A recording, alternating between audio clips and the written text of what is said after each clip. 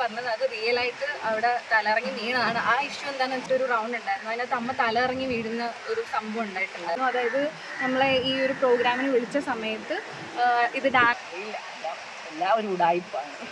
Reality show എന്ന് പറയുന്നത് ഉടായിപ്പാണ്.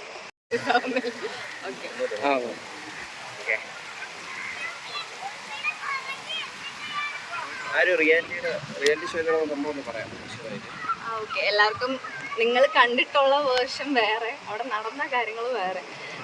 ഞങ്ങളുടെ പ്രൈസ് അനൗൺസ് ചെയ്ത സമയത്ത് ഇങ്ങനെ 5th പൊസിഷനാണെന്ന് പറഞ്ഞു. എല്ലാവരും പറയുന്നുണ്ട് ഈ അമ്മയ്ക്കും മോൾക്കും ഫസ്റ്റ് കിട്ടാത്തതിൻ്റെ പ്രശ്നമാണ്, ഫസ്റ്റ് കിട്ടിയില്ല. നമ്മൾ ആക്ച്വലി ഒരു ഇൻ്റർവ്യൂ കൊടുത്തിട്ടുണ്ടായിരുന്നു മൈൽ സ്റ്റോൺ മേക്കേഴ്സ് എന്ന് പറഞ്ഞ ചാനലിന്.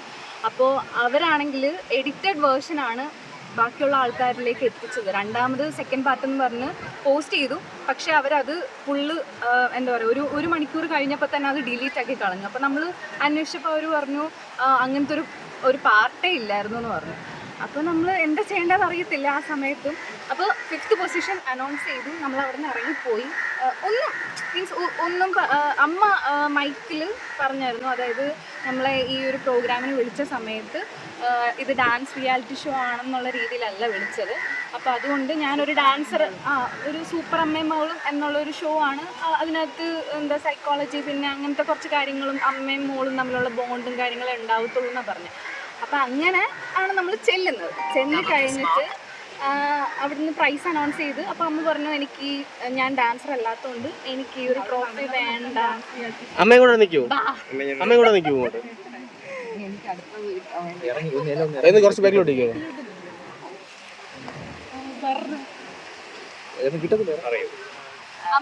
അതായത് നമ്മുടെ പ്രൈസ് അനൗൺസ് ചെയ്തു. 5th position goes to Sheena Santhosh and Shaikha Santhosh എന്ന് പറഞ്ഞു.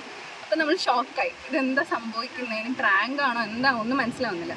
അപ്പോൾ ആ സമയത്ത് ഞങ്ങൾക്ക് രണ്ടുപേർക്കും എന്തോ ഒരു കണക്ഷൻ പോലെ തോന്നി, ഈ പ്രൈസ് വേണ്ട, കാര്യം അർഹിക്കുന്നൊരു സംഭവം നമുക്ക് കിട്ടിയില്ല. അപ്പോൾ അമ്മ പറഞ്ഞു ഞങ്ങൾക്ക് മൈക്ക് വേണമെന്ന് പറഞ്ഞിട്ട് ശ്വേത ചേച്ചി ട്രോഫി കൊണ്ട് തരുന്ന സമയത്ത് അമ്മ മൈക്ക് വേണമെന്ന് പറഞ്ഞു. അതിനും പറഞ്ഞു ഞങ്ങൾ ശ്വേത ചേച്ചിയെ അപമാനിച്ചു എന്ന് പറഞ്ഞ കുറേ ചാനലുകാർ. ഞങ്ങൾ എന്താണ് അപമാനിച്ചത്? ചേച്ചി പറഞ്ഞാൽ ഇതും കൊണ്ട് വന്നു, ട്രോഫി കൊണ്ട് വന്നു. അപ്പോൾ ഞാൻ തൊഴുതുകൊണ്ട് പറഞ്ഞു വേണ്ട എന്ന് പറഞ്ഞു. വേണ്ടെന്ന് പറഞ്ഞിട്ട് ഞാൻ പറഞ്ഞു എനിക്ക് മൈക്ക് വേണ്ടായോ എന്ന് ചോദിച്ചാൽ വേണ്ട, മൈക്ക് തരാനെന്ന് പറഞ്ഞിട്ട് മൈക്ക് നമ്മൾ സംസാരിക്കണമല്ലേ വേണ്ടാത്തതിൻ്റെ കാരണം. അപ്പോൾ മൈക്ക് മേടിച്ചിട്ട് ഞാൻ പറഞ്ഞു, എന്നെ ഇതിൻ്റെ ഡയറക്ടർ വിളിച്ചപ്പോൾ എന്നോട് പറഞ്ഞത് ഇതിൻ്റെ സൂപ്പർ അമ്മയും മകളും എന്നുള്ളൊരു പ്രോഗ്രാമാണ്, പക്ഷേ ഇവിടെ നടന്നത് ഡാൻസ് റിയാലിറ്റി ഷോ ആണ്. സത്യം പറഞ്ഞു കഴിഞ്ഞാൽ അതൊരു ഡാൻസ് റിയാലിറ്റി ഷോ ആയിരുന്നു. എല്ലാ എപ്പിസോഡിലും ഒരു ഡാൻസ് മാത്രമേ.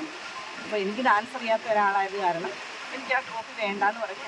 അത്രയൊക്കെ പറഞ്ഞോളൂ. ഞങ്ങളിവിടെ അവരോട് വഴക്കുണ്ടാക്കാൻ പോയിട്ടില്ല, അടിയുണ്ടാക്കാൻ പോയിട്ടില്ല. നമ്മൾ ഇറങ്ങിപ്പോന്ന് കഴിഞ്ഞിട്ടാണ് നമ്മളൊരു ഇൻ്റർവ്യൂ കൊടുത്തത്. ആ ഇൻ്റർവ്യൂവിലാണ് ഇറങ്ങിപ്പോന്ന് കഴിഞ്ഞിട്ട് അവിടെ ഷൂട്ട് ബ്രേക്ക് ചെയ്തിട്ട് ഡയറക്ടർ വന്ന് ശ്വേത ചേച്ചിയോടും ബാക്കിയുള്ളവരോടൊക്കെ സംസാരിച്ചിട്ടാണ് ശ്വേത ചേച്ചിയുടെ സൈഡിൽ നിന്നുള്ള പോർഷൻ നിങ്ങൾ കേൾക്കുന്നത്. അതായത് ഇവർ എന്താ പറയുക, ഈ വേദിനെ അപമാനിച്ചു, റെസ്പെക്റ്റ് ഇല്ലാതെ ഇറങ്ങിപ്പോയി, അങ്ങനെയൊക്കെ അവർ ക്രിയേറ്റ് ചെയ്ത് പറയിപ്പിച്ചതാണ് ശ്വേത ചേച്ചി. പിന്നെയാണ് ഞങ്ങൾ കുറച്ച് ചാനൽസിനകത്ത് അറിയുന്നത് ശ്വേത ചേച്ചിക്ക് വിഷമമായി അല്ലെങ്കിൽ അവരെ അപമാനിച്ചു അങ്ങനെയൊക്കെ. നമ്മളുടെ ഒരു സെൽഫ് റെസ്പെക്റ്റ് എന്ന് പറയുന്ന ഒരു സാധനമുണ്ട്. അപ്പം നമുക്ക് കിട്ടാതിരുന്ന ഒരു സംഭവം നമ്മൾ വേണ്ടെന്ന് പറഞ്ഞു, നമ്മൾ ഇറങ്ങിപ്പോകുന്നു. പക്ഷെ അത് കഴിഞ്ഞിട്ട് പിന്നെ നടന്ന എന്താണെന്ന് എനിക്ക് അറിയത്തില്ല. ഇപ്പം ഈ കലോത്സവത്തിലൊക്കെ നടക്കുന്നത് തന്നെയല്ലേ, എല്ലായിടത്തും പ്രശ്നങ്ങൾ നടക്കുന്നുണ്ട്. പേരൻസ് ബഹളം ഉണ്ടാക്കുന്നുണ്ട്, ഫസ്റ്റ് കിട്ടിയില്ല സെക്കൻഡ് കിട്ടിയില്ല എന്ന് പറഞ്ഞിട്ട്. പക്ഷെ അതിനൊന്നും ആർക്കും ഒരു വിഷയം ഉണ്ടാക്കുന്നില്ല. ഞങ്ങൾ ട്രോഫി വേണ്ടാന്ന് പറഞ്ഞപ്പോഴത്തേക്ക് ലോകം മൊത്തമുള്ള ആൾക്കാർ പിന്നെ നെഗറ്റീവ് വരാനുള്ള വിഷയം എന്ന് പറഞ്ഞു കഴിഞ്ഞാൽ മൈൽ സ്റ്റോൺ മേക്കേഴ്സ് എന്ന് പറഞ്ഞ യൂട്യൂബ് ചാനലിൽ നമ്മൾ ഇൻ്റർവ്യൂ കൊടുത്ത സമയത്ത് എല്ലാ കാര്യം A to Z നമ്മളവിടെ പോയിട്ടുള്ളതും പിന്നെ ലാസ്റ്റ് വരെ നടന്ന കാര്യങ്ങളൊക്കെ നമ്മൾ പറഞ്ഞു.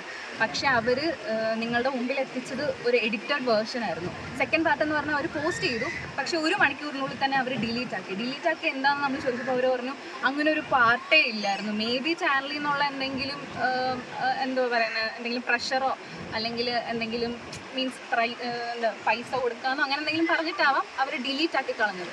പക്ഷെ നിങ്ങൾ കണ്ടപ്പോൾ ഫുൾ നമ്മളെ നെഗറ്റീവ് സൈഡാണ് മൊത്തം കണ്ടിട്ട്. ഞങ്ങളെ അഹങ്കാരികളായ അമ്മയും മകളും ഇത് മാത്രമാണ് ഞങ്ങളെ അറിയപ്പെടുന്നത്. അഹങ്കാരികളായ അമ്മയും മകളും ഞങ്ങൾ എന്ത് അഹങ്കാരം കാണിച്ചത്? ട്രൂപ്പ് വേണ്ടാന്ന് പറഞ്ഞതാണ് ഞങ്ങൾ കാണിച്ച അഹങ്കാരം.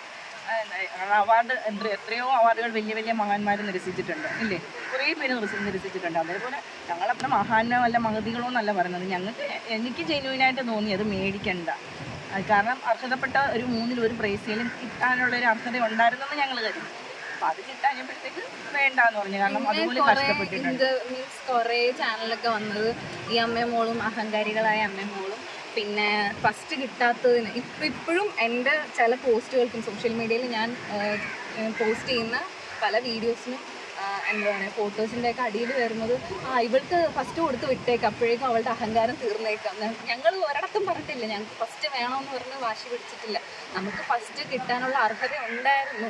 എല്ലാവരും ക്രൂ മെമ്പേഴ്സ് ആയിക്കോട്ടെ എല്ലാവരും നമ്മുടെ പെർഫോമൻസ് കണ്ടിട്ട് ഫസ്റ്റ് ഇവർക്ക് കൊടുക്കണമായിരുന്നു, അല്ലെങ്കിൽ ഫസ്റ്റ് ഇവർക്ക് തന്നെയാണ് എന്നുള്ളൊരു ഹോപ്പ് നമുക്ക് തന്നിട്ടുണ്ടായിരുന്നു, നമ്മൾ പറഞ്ഞിട്ടുമുണ്ട്. അതാണ് നമ്മൾ ഇൻ്റർവ്യൂവിനൊക്കെ പറഞ്ഞത്. ഫൈനലി വരെ ഞങ്ങളെ പിടിച്ചു നിർത്തിയതും ഈ ഒരു പ്രൈസ് നിങ്ങൾക്ക് ഉണ്ടെന്നുള്ളൊരു ഉറപ്പ് അവിടെ നിന്ന് കിട്ടിയിട്ടുള്ളത് കൊണ്ട് മാത്രമാണ് ഞങ്ങൾ ആ ഫൈനൽ വരെ. അല്ലെങ്കിൽ പല പ്രാവശ്യം ഞങ്ങൾ കിട്ടി ചെയ്ത് പോകാനെ കൊണ്ടിരിക്കുന്നത്. പക്ഷേ ആ ഫൈനൽ വരെ ഞങ്ങളെ പിടിച്ചു നിർത്തിയത് അതുകൊണ്ടാണ്, നിന്നത് ഞങ്ങളതുകൊണ്ടാണ്. പക്ഷെ അവിടെ ആ ഫൈനലിൽ കൊണ്ടുവന്നിട്ട് 5ാം സ്ഥാനം എന്ന് പറഞ്ഞപ്പോൾ ഞങ്ങൾക്ക് ഉൾക്കൊള്ളാൻ പറ്റില്ല. കാരണം അതുപോലെ കഷ്ടപ്പെട്ടിട്ടുണ്ട്. അത്രയ്ക്ക് എല്ലാവരും കഷ്ടപ്പെട്ടിട്ടുണ്ടോ, ഒട്ടും ഞാനും കഷ്ടപ്പെട്ടിട്ടുണ്ട്. കാരണം എനിക്ക് ഏറ്റവും കൂടുതൽ പ്രായം കൂടുതൽ ഞാനായിരുന്നു ആ കൂട്ടത്തിൽ. മറ്റുള്ളവരെല്ലാം ഡാൻസ് അറിയാവുന്നവരാണ്, എനിക്ക് ഡാൻസ് അറിയാത്ത ഒരാളാണ്. പക്ഷെ അതിന് വേണ്ടിയിട്ട് ഞാൻ കഷ്ടപ്പെട്ട് ഡാൻസ് പഠിച്ചു. എന്നിട്ട് പറയുന്നുണ്ട് ഞങ്ങൾ 6.5 ലക്ഷം രൂപ, ഞാൻ ഇതിനകത്ത് പറയുന്നുണ്ട് 6 ലക്ഷം രൂപ മുടക്കി.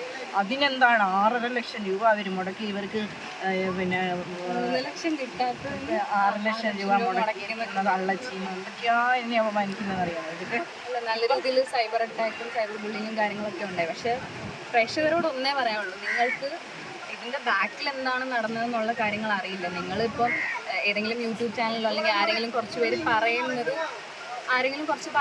പറയുന്നത് മാത്രമേ നിങ്ങൾ അറിയുന്നുള്ളൂ. ഇതിന്റെ ബാക്ക് സൈഡിൽ എന്താണ് സംഭവിച്ചത് അല്ലെങ്കിൽ നമ്മുടെ സത്യാവസ്ഥ എന്താണെന്ന് ആരും മനസ്സിലാക്കുന്നില്ല. ഇപ്പൊ റിയാലിറ്റി ഷോയിലൊക്കെ മുൻകൂട്ടി പ്ലാൻ ചെയ്തിട്ടാണോ പ്രൈസ് കൊടുക്കുന്നത്? ഇപ്പൊ അങ്ങനെയാണോ?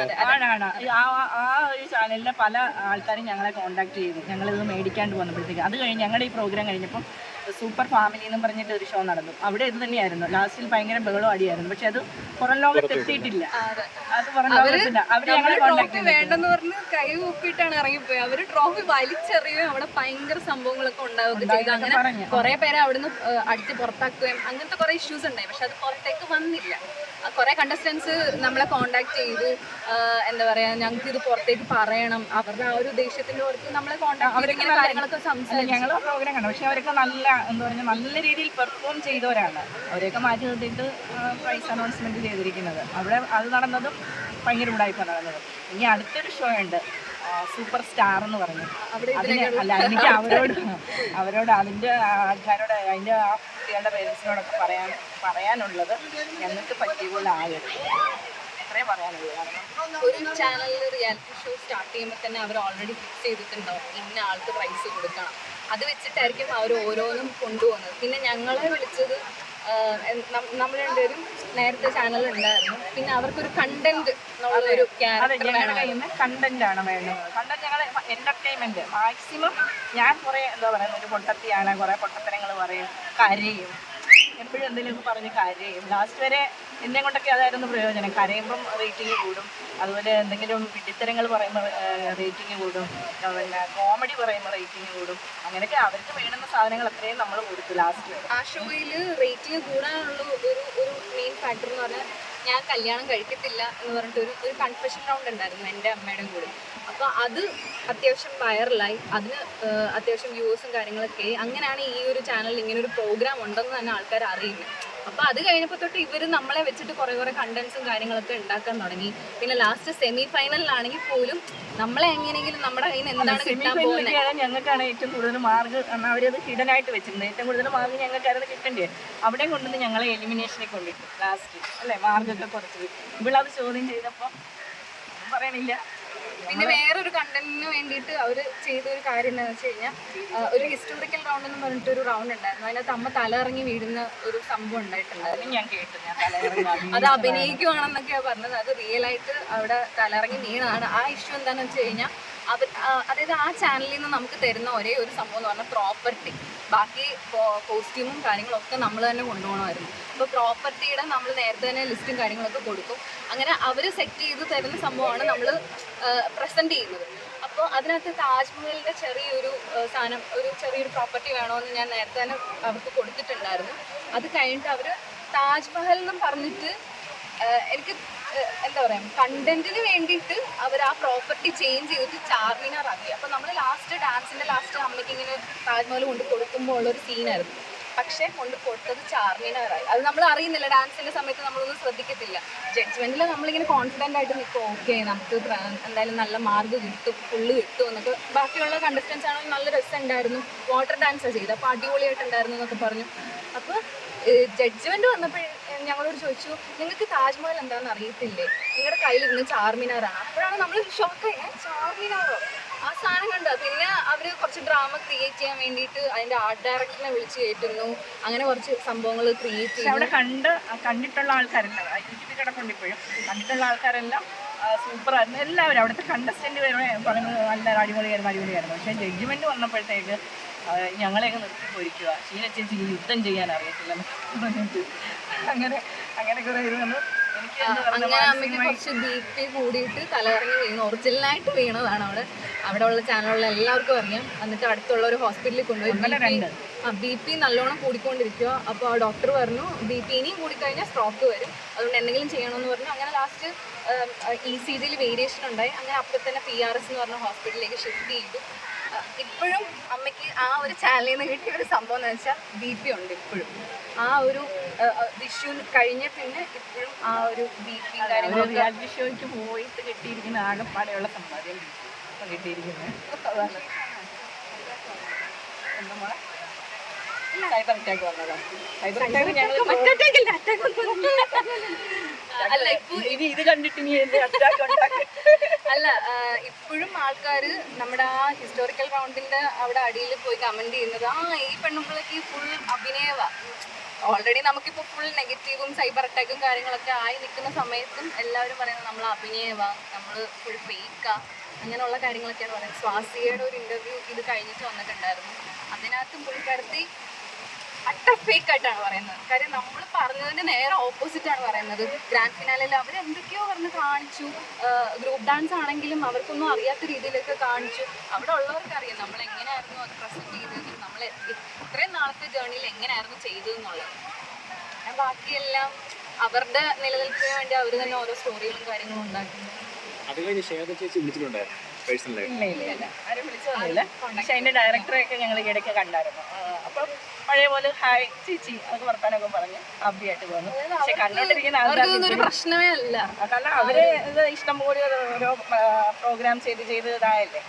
അപ്പോൾ അതിനകത്ത് ഇല്ല, എല്ലാം ഒരു ഉടായിപ്പാണ്. റിയാലിറ്റി ഷോ എന്ന് പറയുന്നത് ഉടായിപ്പാണ്. Okay, thanks.